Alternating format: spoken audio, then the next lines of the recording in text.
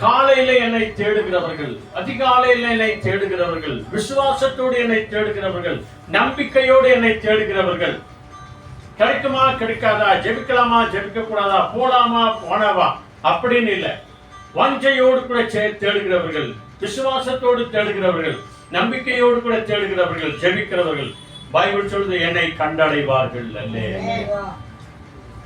நாம் அவரை தேடும் போது குறையா இல்லை, அறகுறையா இல்லை, நிறைவானதாய் மன மகிழ்ச்சியோடு கூட நாம் அவரை தேடும் போது தேவன் நமக்கு வெளிப்படுகிறவரா இருக்கிறார்.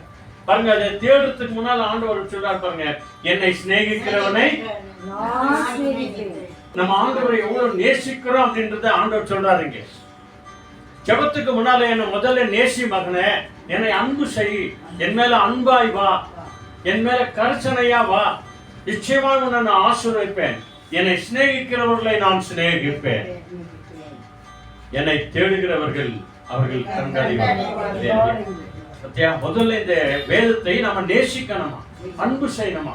அதனால்தான் இன்னைக்கு தலைப்பு சொன்னது, தேவன் இயேசுவையே தேடுவார், ஆண்டவராகிய இயேசு கிறிஸ்துவையே தேடுவார்.